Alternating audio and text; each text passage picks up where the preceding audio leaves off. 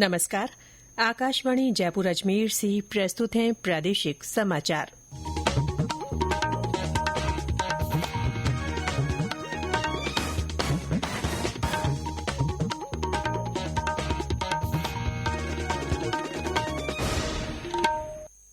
समाचारों के साथ मैं ऋतिका गुप्ता। केंद्रीय स्वास्थ्य मंत्रालय ने अस्पतालों में सुरक्षा बढ़ाने के लिए केंद्र सरकार के अस्पतालों और संस्थानों के सभी प्रमुखों को पत्र लिखकर पर्याप्त व्यवस्थाएं करने को कहा है। मंत्रालय ने अस्पतालों के प्रवेश, निकासी, गलियारे और संवेदनशील क्षेत्रों सहित प्रमुख स्थानों पर पर्याप्त संख्या में सीसीटीवी कैमरे लगाने के निर्देश दिए हैं। आपात स्थितियों में तत्काल प्रतिक्रिया के लिए एक नियंत्रण कक्ष बनाने को कहा गया है। पत्र में यह भी कहा गया है कि उचित निगरानी, गश्ती और अस्पताल परिसरों की निगरानी के लिए पर्याप्त संख्या में प्रशिक्षित सुरक्षा गार्ड की तैनाती की जानी चाहिए। मंत्रालय ने कहा कि अधिकृत कर्मचारियों को प्रवेश और निकास द्वार पर कड़ी निगरानी के बाद अनुमति दी जानी चाहिए। ड्यूटी के दौरान अस्पताल के सभी कर्मचारियों के लिए पहचान पत्र दिखाए जाने को अनिवार्य करने के साथ ही सभी आगंतुकों की निगरानी के लिए पर्याप्त प्रबंध किए जाने चाहिए। सभी अस्पताल परिसरों में स्वास्थ्य सेवा कर्मचारियों के खिलाफ हिंसा रोकने के लिए राज्यों को सजा का प्रावधान करने को भी कहा गया है। डॉक्टर्स, नर्स और प्रशासनिक कर्मचारी सहित अस्पताल के सभी कर्मचारियों को सुरक्षा खतरों की पहचान कर उससे निपटने के लिए प्रशिक्षित करने को कहा गया है। अस्पताल के अधिकारियों को स्थानीय पुलिस और आपातकालीन सेवाओं के साथ घटना की स्थिति में सघन समन्वय सुनिश्चित करना चाहिए। महिला कार्मिकों को ड्यूटी के दौरान परिसरों में रक्षक दल की सुविधा दी जानी चाहिए। रात में महिलाओं की किसी भी प्रकार की आवाजाही के लिए सुरक्षित यातायात का प्रबंध किया जाना चाहिए।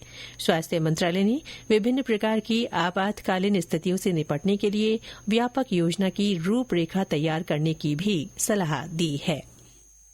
भारतीय जनता पार्टी के सदस्यता अभियान को लेकर आज प्रदेश भाजपा की ओर से जयपुर में कार्यशाला आयोजित की जा रही है। इस कार्यशाला में पार्टी प्रदेश प्रभारी राधा मोहन अग्रवाल, प्रदेश अध्यक्ष मदन राठौड़ सहित कई मंत्री, सांसद और विधायक तथा जनप्रतिनिधि और पदाधिकारी शामिल हुए हैं। विधानसभा अध्यक्ष वासुदेव देवनानी ने कल अजमेर में फायर सागर झील पर उच्च क्षमता के नए पंपों का शुभारंभ किया। इससे अब शहर के 15 जोन में पानी की आपूर्ति में सुधार हो सकेगा। शहर की पेयजल व्यवस्था को और गति देने के लिए 66 लाख रुपए की लागत से ये पंप लगाए गए हैं। इसके तहत 25 एचपी के 2 पंप सेट फायर सागर झील और 30 एचपी के 2 पंप सेट आना सागर पंप हाउस पर लगाए गए हैं। इस अवसर पर आयोजित कार्यक्रम को संबोधित करते हुए विधानसभा अध्यक्ष ने कहा कि सरकार की ईआरसीपी परियोजना से अजमेर के फायर सागर को भी जोड़ा जाएगा। उन्होंने बताया कि इससे पेयजल की उपलब्धता का स्थायी रूप से समाधान होगा। पूर्व प्रधानमंत्री राजीव गांधी की जयंती आज देशभर में सद्भावना दिवस के रूप में मनाई जा रही है। प्रधानमंत्री नरेंद्र मोदी ने सोशल मीडिया संदेश के माध्यम से राजीव गांधी को श्रद्धांजलि अर्पित की है। सद्भावना दिवस पर प्रदेश में विभिन्न कार्यक्रमों के माध्यम से राजीव गांधी को याद किया जा रहा है। झालावाड़ और सवाईमाधोपुर में कांग्रेस के विभिन्न संगठनों की ओर से श्रद्धांजलि सभा सहित कई कार्यक्रम हो रहे हैं। हनुमानगढ़ में कांग्रेस पदाधिकारियों और कार्यकर्ताओं की ओर से जिला मुख्यालय सहित ब्लॉक मुख्यालय पर कार्यक्रम आयोजित कर राजीव गांधी को नमन किया जा रहा है। करौली और जैसलमेर में कांग्रेस कार्यालय में संगोष्ठी रखी गई है।